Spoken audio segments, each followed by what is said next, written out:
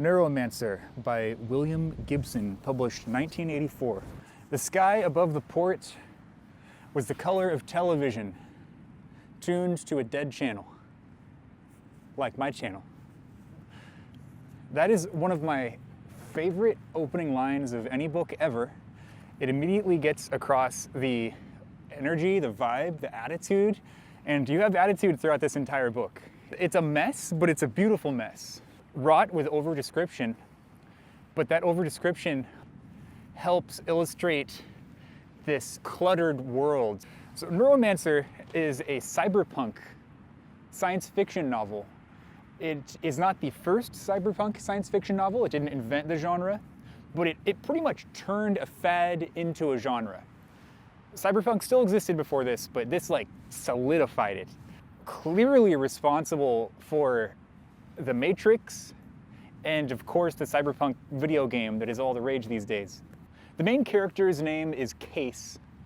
He is a low-level hacker who used to be a cyber cowboy, that's what they call it, and he would journey on this thing called the Matrix, which is not the Matrix like in the movie The Matrix, but it's more like a virtual reality database, an expansion on the internet back when the internet was pretty new.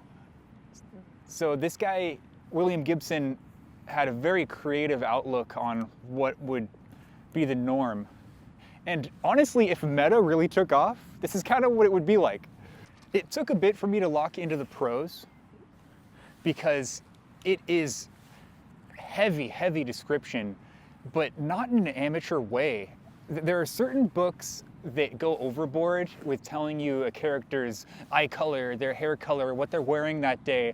And this guy does tell you what each and every character is wearing in each and every scene, but it's a good thing. It's style over substance. It's written as style over substance to illustrate a world that has become style over substance.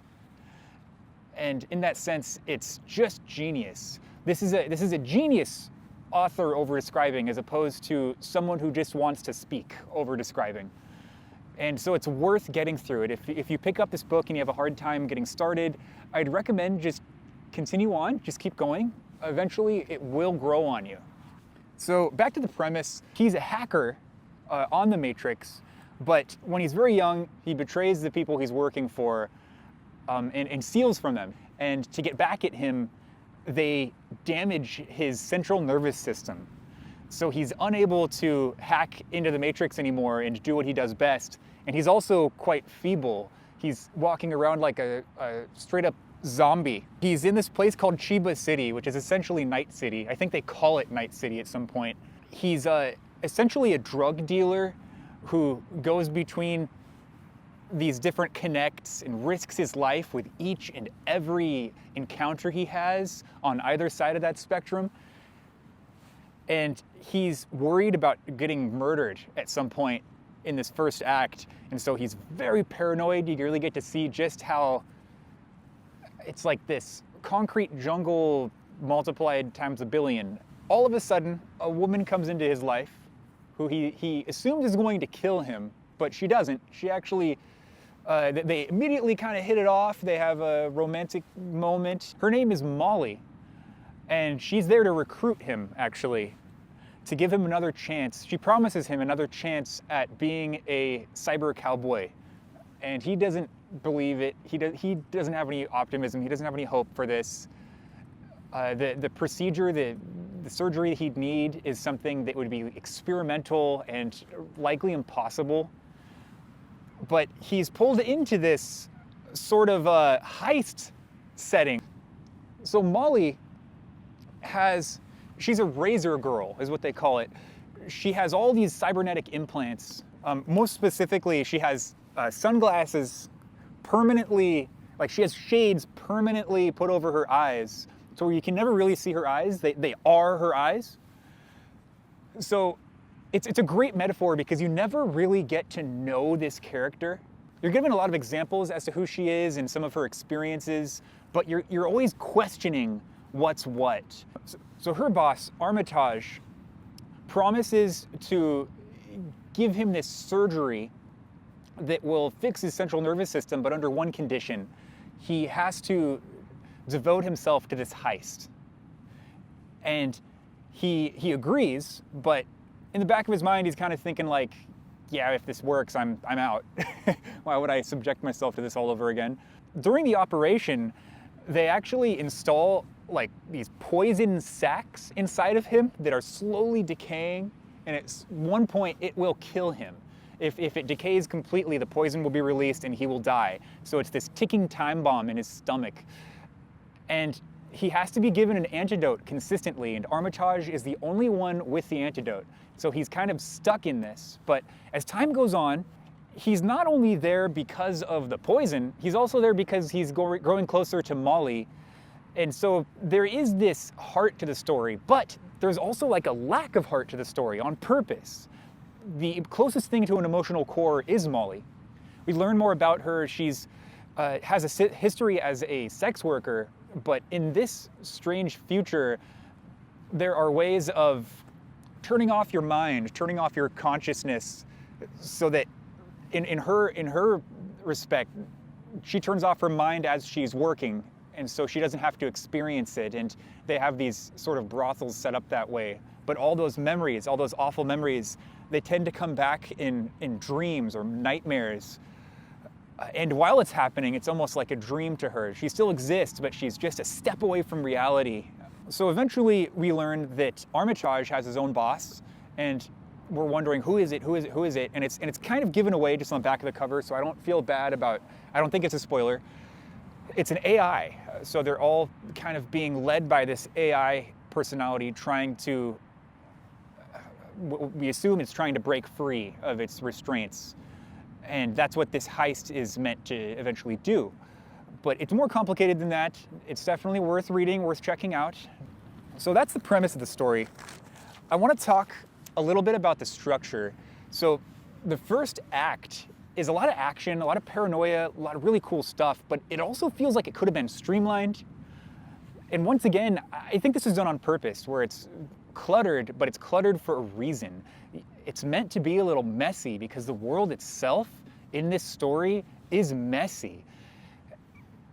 It really conveys a vibe so expertly. And as a writer, it has taught me some really important stuff.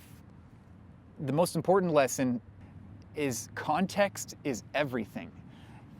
William Gibson is drawing outside of the lines on purpose. He's doing this with an expert finesse, and it's communicating something. It's important not to follow the rules too closely and just do whatever your story demands. There are aspects of this book that do frustrate me a little bit. The first thing is the resolution. When I finished reading this, the very end of the book, it felt frustrating to contend with. It felt unsatisfying, but as I've sat with it, I've compared it to A Fire Upon the Deep. So A Fire Upon the Deep, I thought had some really great parts. I'll do a video on that soon. But the very ending of Fire Upon the Deep, it was all tells. It was like you have all this action throughout. You have all of this showing, the show versus tell. But the very end of the book, it just tells you then this happens and this happens and this happens. So Neuromancer doesn't necessarily do that. It is quick. The ending is very quick, and it's not what you expect. But it's true to each one of the characters and their motivations. And it's true to the vibe of the story. It's true to reality as well. Things are not always what you expect. It's almost like your own hopes and expectations are more satisfying than what the book gives. But William Gibson knew this. He's playing with that. He understands both those variables, and he's charting somewhere in between where it's still true to the story, but it's also not what you want. Some of this is so complex to where you have to read it a couple of times, but when you pick it up, it's just beautiful. It's not overly flowery in that sense either. Once you lock into it, you get into this flow state where maybe you're not visualizing specifically what's happening in the story, but you get the context.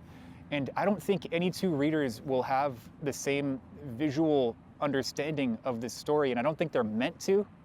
I think it's really just he was writing to convey a vibe. He was writing to convey an energy. But I would definitely recommend picking this up. Yeah, it's crazy that this was written in 1984, and it has, I mean, from what I understand, this guy invented the terms the Matrix and cyberspace.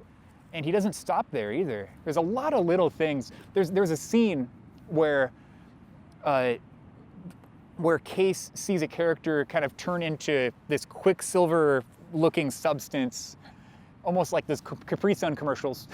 And they do that in the Matrix. So he kind of, yes, they took that straight out of this book. Little things like that you'll notice. Thank you for listening to this. Thank you for watching this video.